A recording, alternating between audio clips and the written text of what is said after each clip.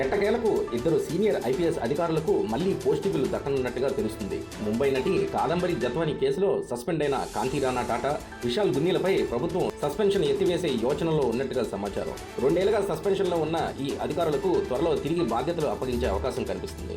కూటమి ప్రభుత్వం అధికారంలోకి వచ్చిన తర్వాత జత్వానీ కేసు 3 ఐపీఎస్ అధికారులపై సస్పెన్షన్ వేటు పడింది.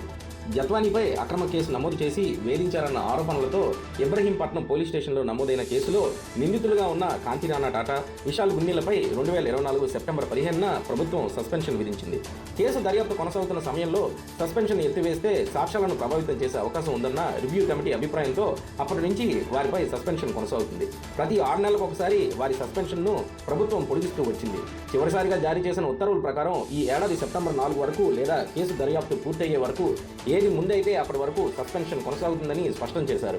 అయితే ఈ కేసులో సిఐడి దర్యాప్తు పూర్తి చేసి కోర్టులో ఛార్జ్షీట్ దాఖలు చేసింది.